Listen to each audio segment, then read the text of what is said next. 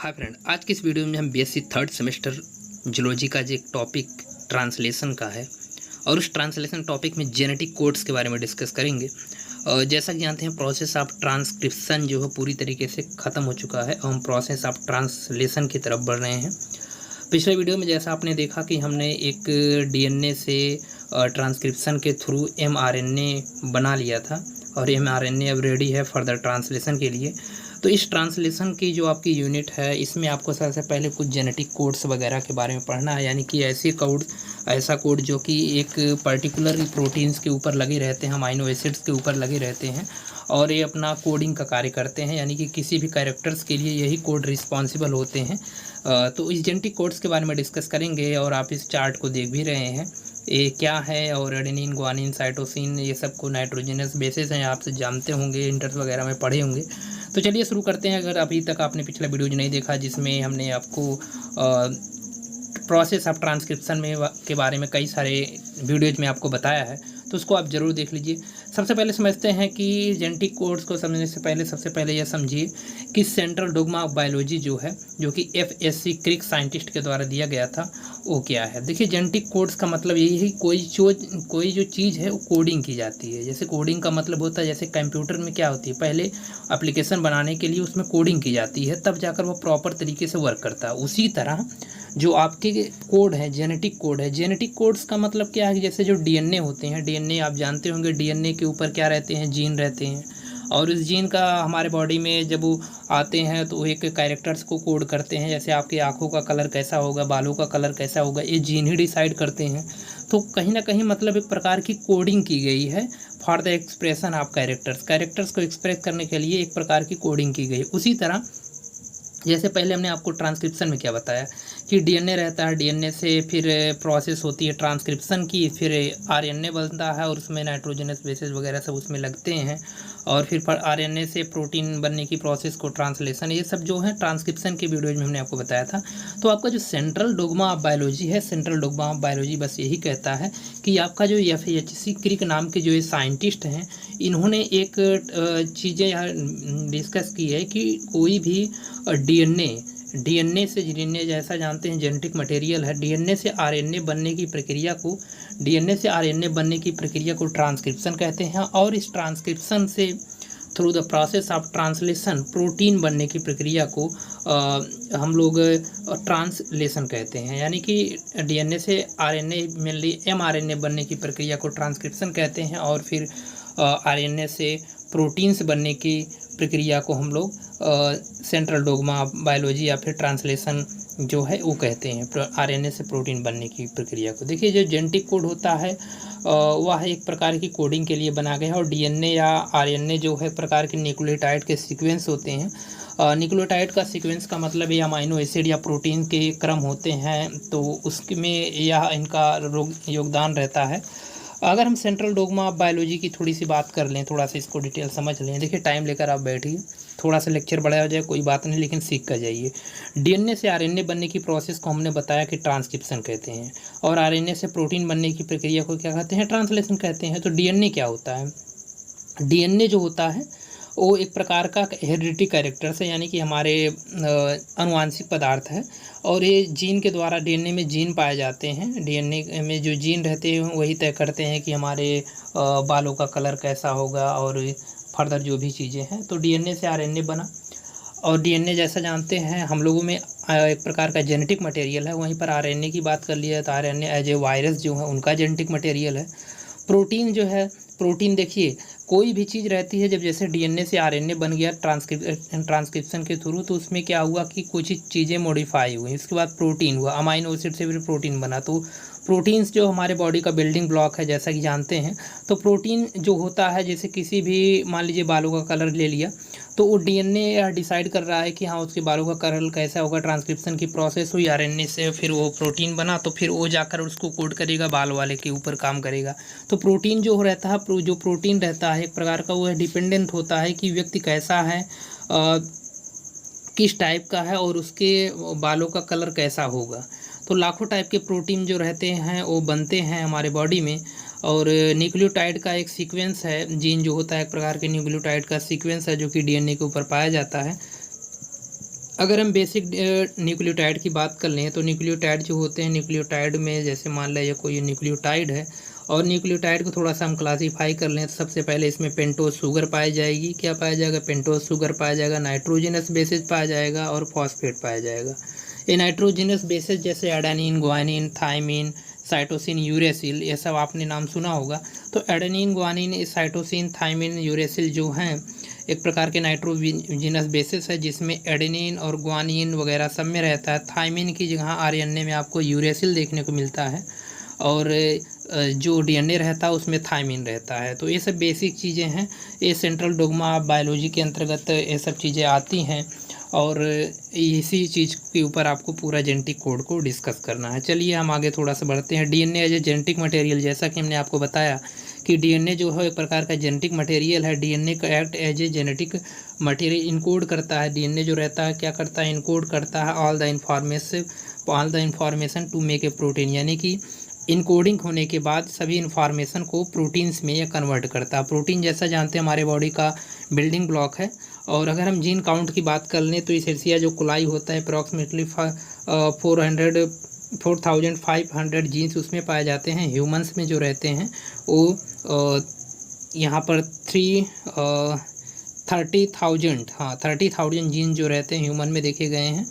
प्रत्येक जीन में जो रहता है उसके पास क्षमता रहती है कि वह प्रत्येक कैरेक्टर्स को कोड करता है। जिसे हैव सेवरल जीन, यानी कि कुछ इंसिडेंट जो रहते हैं उसे अल्टरनेट फॉर्म ऑफ जीन जो होता है उसे हम लोग जीनोम बोलते हैं, जानते भी होंगे।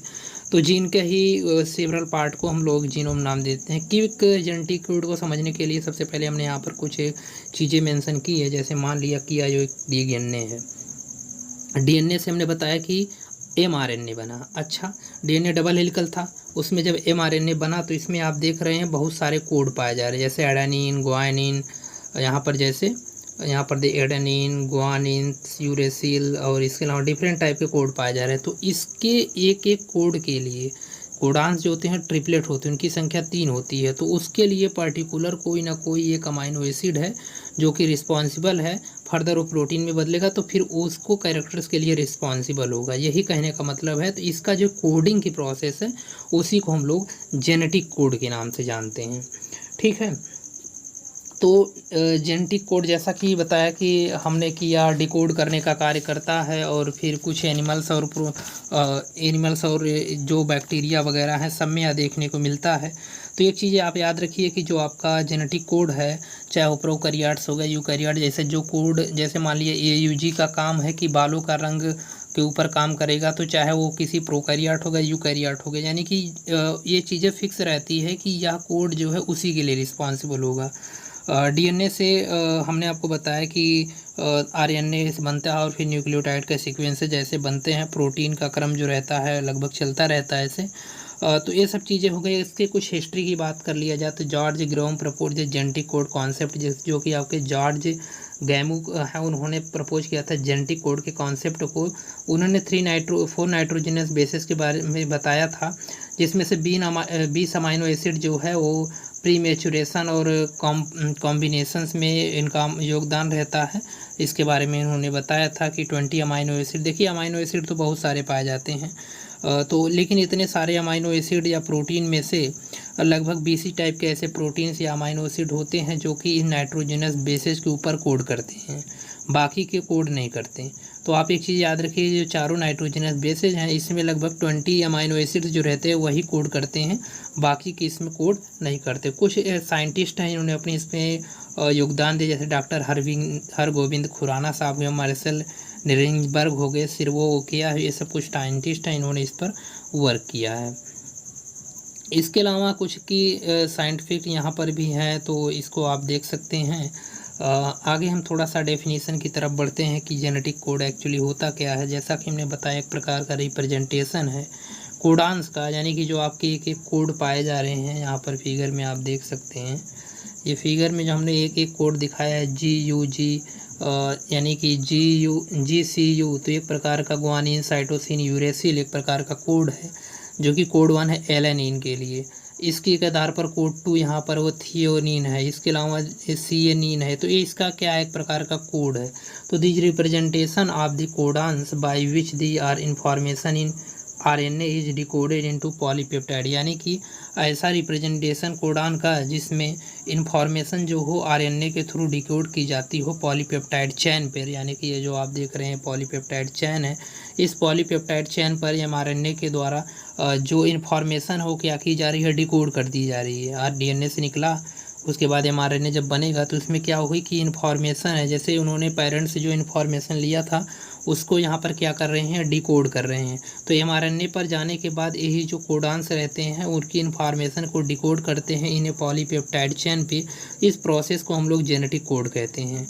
तो हम बोल सकते हैं the representation of codons by which information in RNA is decoded into a polypeptide, यानी कि ऐसा रिप्रेजेंटेशन कोडान्स का जिसमें आरएनए जो है वो पॉलीपेप्टाइड चेन पर कैरेक्टर्स को डिकोड कर रहे हैं, किसी इन्फॉर्मेशन को डिकोड कर रहे हैं, उसे हम लोग जेनेटिक कोड बोलते हैं। हाइपोथेसिस एंड कैलकुलेशन की बात कर लें तो ग्रोमर हाइपोथेसिस या ट्रिपलेट कोड, यानी कि उन्होंने बताया कि जो कोडान्स होते हैं वो ट्रिपलेट होते हैं। डीएनए जो रहता है उसमें 4 बेस पेयरिंग पाए जाते हैं, जिसमें से जो 20 अमाइनो एसिड जो रहती हैं वही रिस्पॉन्सिबल होती हैं for the responsible in the codons, यानी कि जेनेटिक कोड्स में लगभग जो आपकी अमाइनो एसिड बहुत सारी हैं, लेकिन उसमें से सिर्फ 20 अमाइनो एसिड्स ऐसी हैं जो कि रिस्पॉन्सिबल है फॉर द जेनेटिक कोड। तो डीएनए कंटेन्स ओनली 4 बेस, यानी कि जानते हैं डीएनए जो रहता है 4 बेस को कंटेन करता है, जैसे एडेनिन हो गया, गुआनिन हो गया, थाइमिन हो गया, साइटोसिन और यूरेसिल हो गया। तो जिसमें से यूरेसिल जो रहता है वो आपके जो आरएनए रहते हैं उसमें पाया जाता है, उसमें थाइमिन नहीं पाया जाता, और डीएनए में थाइमिन पाया जाता है, यूरेसिल नहीं पाया जाता।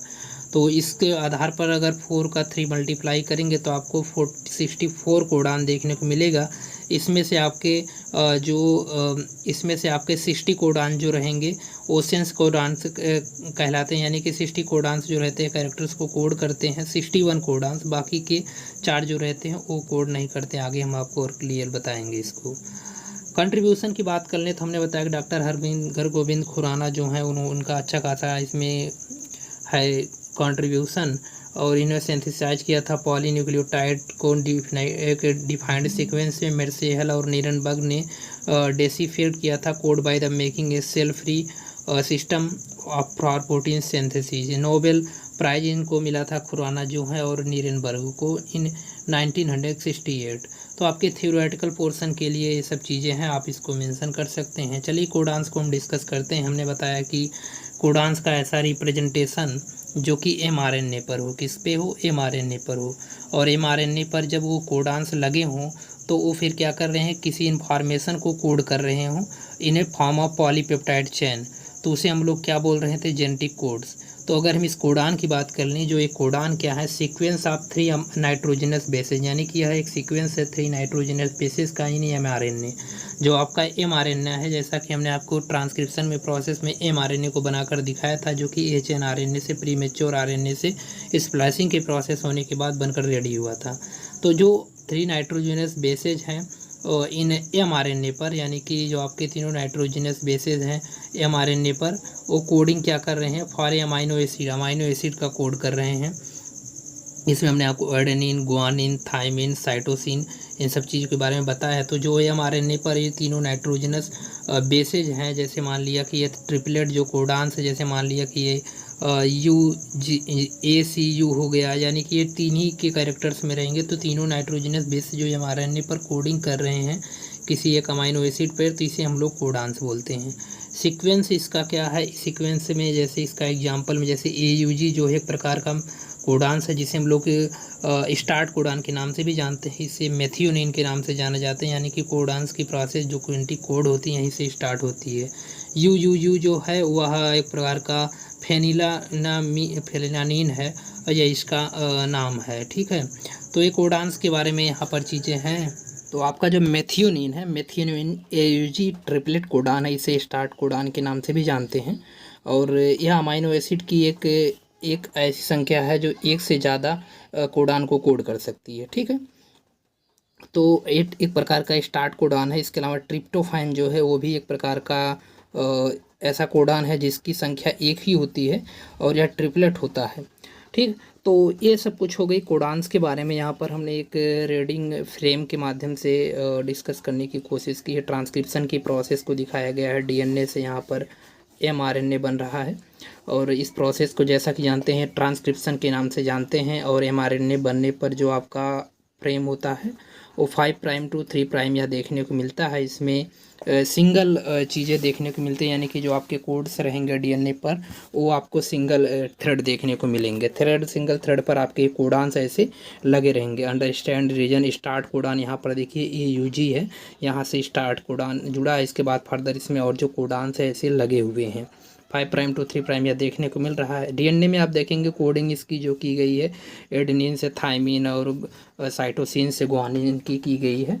और थाइमिन जो है वहीं पर यूरेसिल आ जाता है, यानी कि आरएनए के केस में वहाँ पर थाइमिन की जगह यूरेसिल हो जाता है, यहाँ पर आप देख सकते हैं।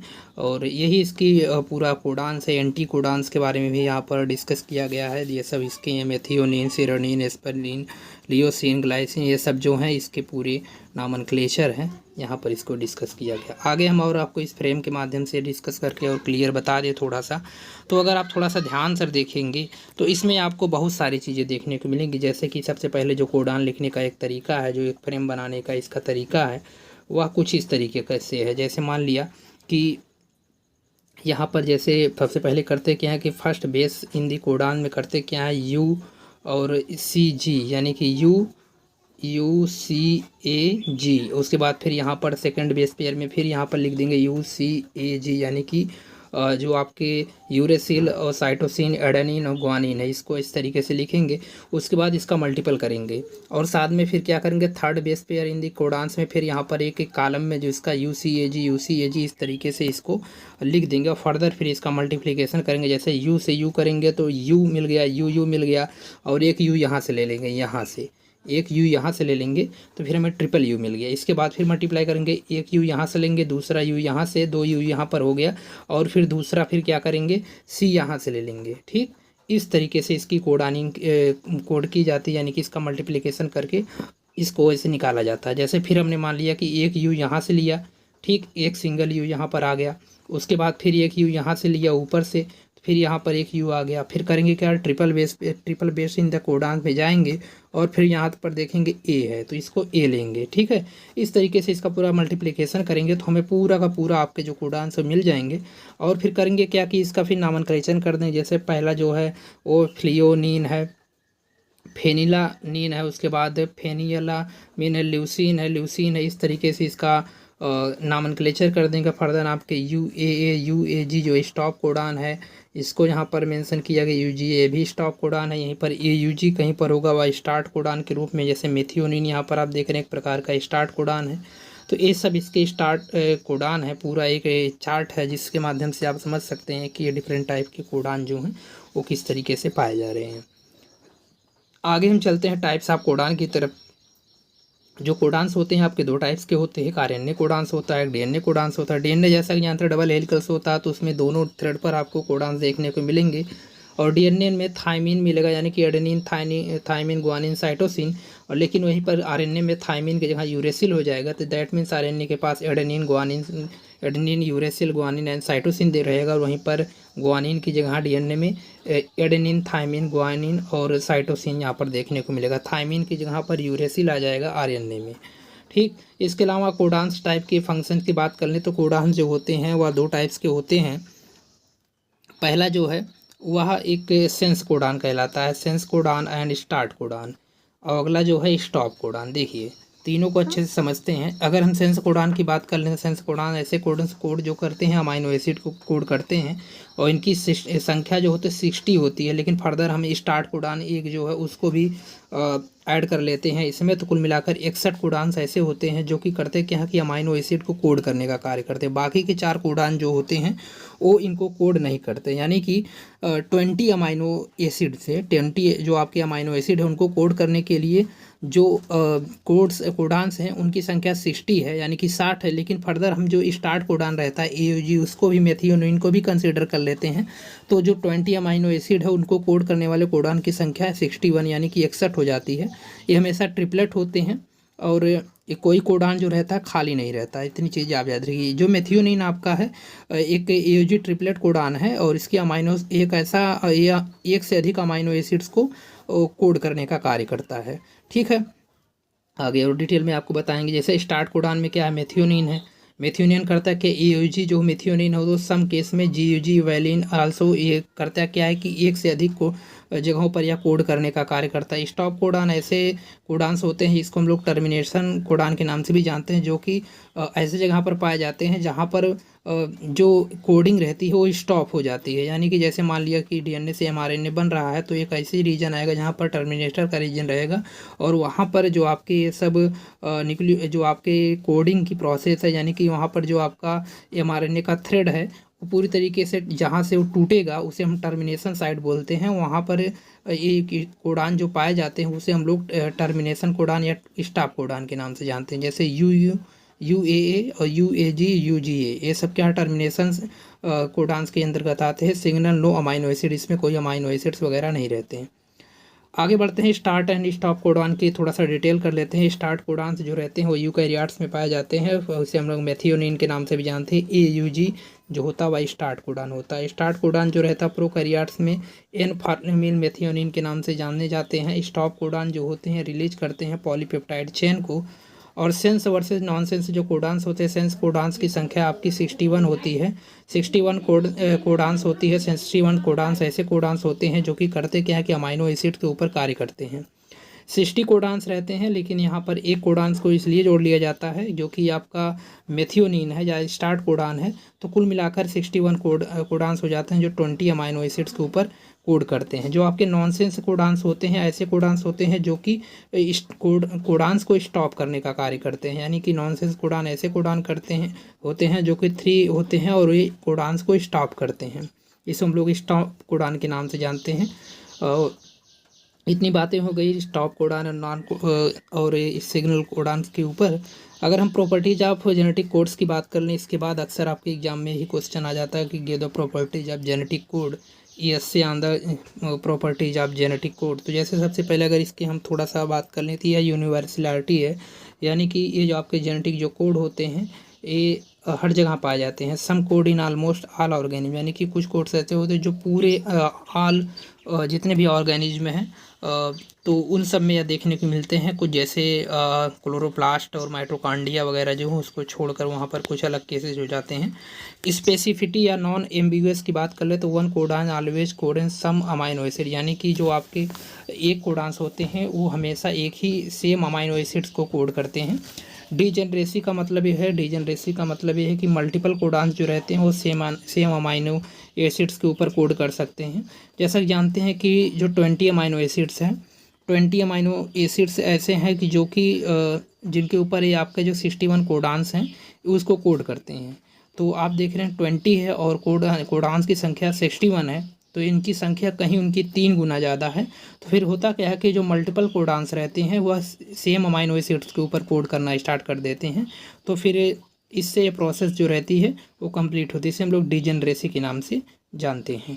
और नॉन ओवरलैपिंग की बात कर ले तो नॉन ओवरलैपिंग का मतलब each best part of only one codon, यानी कि सभी जो कोडान्स होते हैं वो हमेशा ईच बेस पेयर पर रहते हैं। दैट मीन्स कि वो करते क्या है कि प्रत्येक बेस जो पार्ट होता है वो कहीं ओवरलैप नहीं करता। जैसे जी है तो वह उसका ट्रिपलेट फॉर्म में रहेगा और कभी वह एक दूसरे से ओवरलैप नहीं करेगा। कॉमा लेस की बात कर लें तो कोडान हमेशा कॉमा लेस होते हैं, उसमें किसी प्रकार का कॉमा वगैरह नहीं पाया जाता। इसे हम लोग लगातार रीड कर सकते हैं। इसके अलावा अगर हम और थोड़ा सा पोलैरिटी की बात कर लें तो जो आपके कोडान्स होते हैं वो हमेशा 5 प्राइम टू 3 प्राइम डायरेक्शन में होते हैं। जैसा कि जानते हैं एमआरएनए पर जो आपकी पेयरिंग होती है वह 5 प्राइम टू 3 प्राइम होती है, डायरेक्शन में देखने को मिलते हैं। और कोडिंग की बात कर लें, कोडिंग एंड टर्मिनेशन की बात कर लें तो जो आपके 61 कोडान्स हैं वो हमेशा 20 अमाइनो एसिड्स को कोड करते हैं। 3 जो कोडान्स होते हैं वो आपके ऐसे कोडान्स होते हैं जो टर्मिनेशन में मदद करते हैं, यानी कि टर्मिनेशन साइट पर पाए जाते हैं। इसके अलावा अगर हम और ट्रिप्टोफैन की बात कर लें या मेथियोनिन की बात कर लें तो ये प्रकार के स्टार्ट कोडान होते हैं। ट्रिपलेट कोडान्स होते हैं, एक से अधिक अमाइनो एसिड पर ये कोड कर सकते हैं। और ट्रिप्टोफैन और मेथियोनिन की संख्या जो होती है 1 होती है और इसके अलावा 9 जो होते हैं 9 आपके कुछ ऐसे कोडान्स होते हैं जो और भी इस अमाइनो एसिड के ऊपर कोड करते हैं। अमाइनो एसिड्स जो रहते हैं 4 पाए जाते हैं। तो ये सब कुछ इसके टाइप्स हैं और इसके आधार पर है, ये कुछ प्रॉपर्टीज़ है। इसके बाद अगला जो आपका डिजेनरेसी का मतलब ही होता है कि इसे हम लोग रिडंडेंट के नाम से या डिजेनरेशन के नाम से जानते हैं। इसमें होता क्या है कि मल्टीपल कोडान्स जो रहते हैं कोड करते हैं सेम अमाइनो एसिड के ऊपर। जैसा कि जानते हैं आपके जो कोडान्स की संख्या है वो लगभग 64 है, जिसमें 61 जो आपके हैं वो कोडिंग का कार्य करते हैं और जो आपकी अमाइनो एसिड है 20 अमाइनो एसिड्स है जिसके ऊपर कोड किया जाता है। तो इनकी संख्या जो लगभग 3 गुना है। तो ऐसे में होता क्या है कि बहुत सारे जो कोडान्स होते हैं वह सेम ही अमाइनो एसिड पर कोड करना स्टार्ट कर देते हैं, जिससे इनकी संख्या बराबर रहती है। ल्यूसीन जो होता है 6 कोडान इसमें पाया जाता है और या GUA इस सब में देखने को मिलता है। मेथियोनिन जो आपका और ट्रिप्टोफैन है जिसमें एक ही कोडान पाया जाता है। मेथियोनिन को स्टार्ट कोडान के नाम से भी जानते हैं। इलोसिन जो है ये सब जो है इनमें संख्या 3 रहती है कोडान्स की। रिमेनिंग अमाइनो एसिड में 2 रहती है।